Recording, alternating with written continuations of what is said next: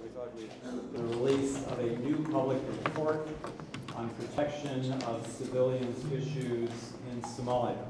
Good morning, everyone, and first of all, let me say Happy Human Rights Day. It's a really important day to focus on the importance of human rights for all Somalis when it comes to protection of civilians, and I'm afraid to say the picture is not a pretty one.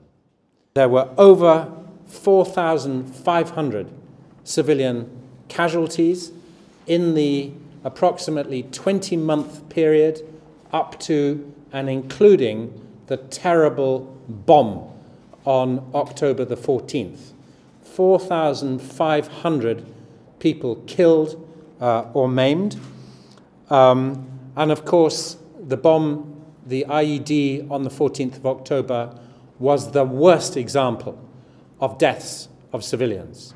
Will be used to improve public understanding of both the problem and what can be done to address the problem. 60% of all civilian casualties during that 20-month period that the report covers are attributable to Al-Shabaab. So they are by far the worst when it comes to activities that kill civilians in conflict. And of the incidents attributable to Al-Shabaab, 79% are as a result of the use of IEDs, improvised explosive devices, whether they are vehicle-borne or otherwise.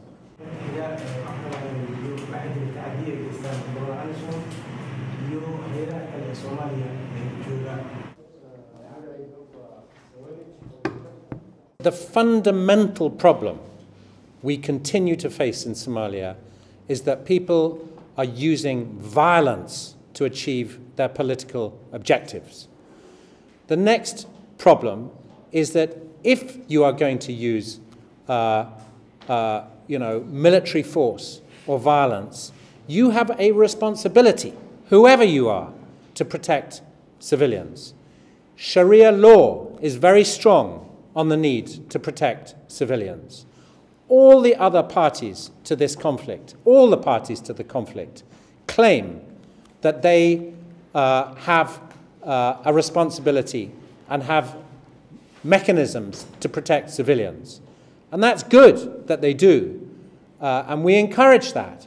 But the problem is, the reality is ugly.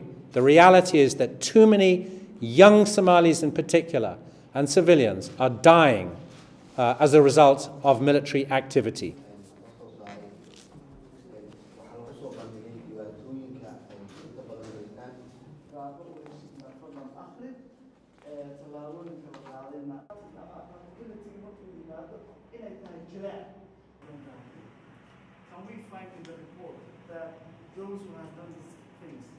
Here are the facts. Notwithstanding the commitment of nearly all the actors to protecting civilians, the fact is that too many are being killed and maimed. Here are the facts. And I just want to say that a great deal of hard work, often brave work, has been undertaken to assemble the facts.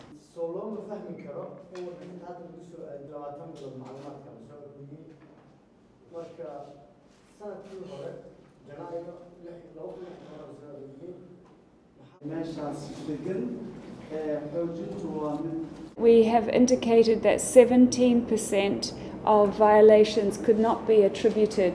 This is either because they were unknown or unidentified. And this relates to also our access in the field. So we've tried to be conservative in the numbers, and that's why we've tried to also make the point that this is a baseline for continued discussions.